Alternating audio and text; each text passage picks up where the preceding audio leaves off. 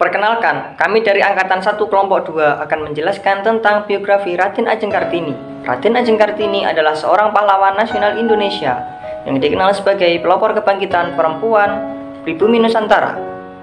Raden Ajeng Kartini berasal dari kalangan priai atau bangsawan Jawa, merupakan putri dari Raden Mas Adipati Aryo Sosroningrat, seorang bupati Jepara. Raden Ajeng Kartini adalah putri istri pertama, tetapi bukan istri utama. Raden Ajeng Kartini lahir di Jepara pada tanggal 21 April tahun 1879 dan wafat pada tanggal 17 September tahun 1904 pada usia yang terbilang sangat muda, yaitu 25 tahun. Peraturan kolonial waktu itu mengharuskan seorang bupati beristrikan seorang bangsawan. Karena M.A. Ngasirah bukanlah seorang bangsawan tinggi, maka ayah Kartini menikah lagi dengan R.A. Wurjan, keturunan langsung Raja Madura. Setelah perkawinan itu, ayah Kartini diangkat menjadi Bupati Jepara, menggantikan ayah kandungnya. Kartini adalah anak kelima dari 11 bersaudara kandung dan tiri.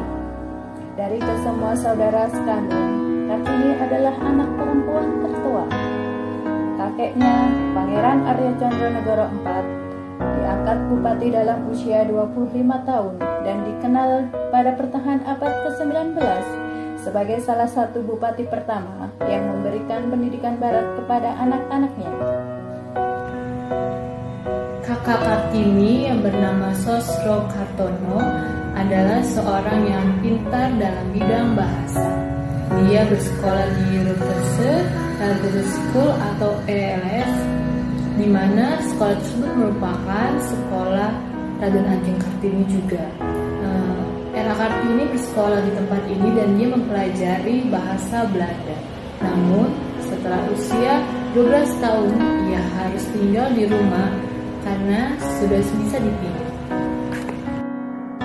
Oleh orang tuanya, Kartini dijodohkan dengan Bupati Rembang, yaitu KRM Adipati Aryo Singgi Jojo Hadiningrat, yang sudah pernah memiliki 3 istri.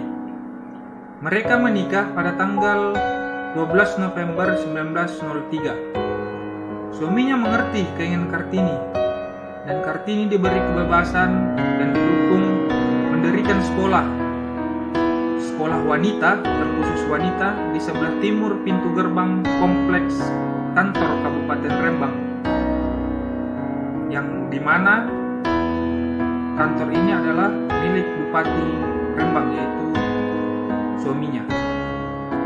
Dan sekarang bangunan ini disebut sebagai Gedung Pramuka. Karena Kartini bisa berbahasa Belanda, di rumah ia mulai belajar sendiri dan menulis surat untuk teman-teman korespondensi yang berasal dari Belanda. Dari buku-buku, koran, dan juga dari majalah Eropa, Kartini mulai tertarik dengan kemajuan berpikir yang dimiliki oleh perempuan Eropa.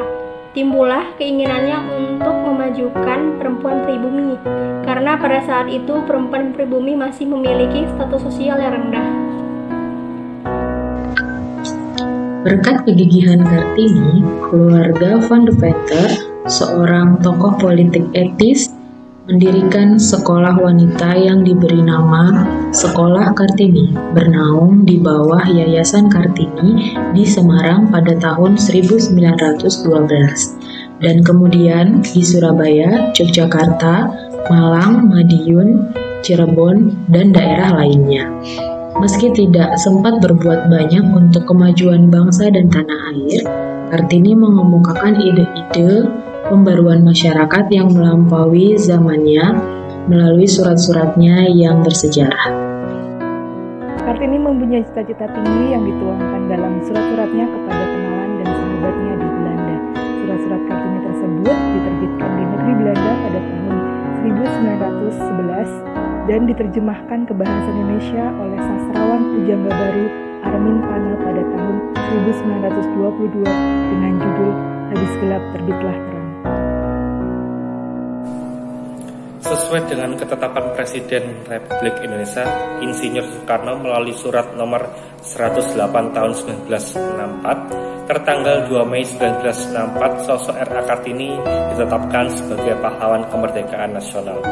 Di surat yang sama, Soekarno juga menetapkan peringatan Hari Kartini sebagai hari besar nasional yang jatuh pada tanggal 21 April di setiap tahunnya.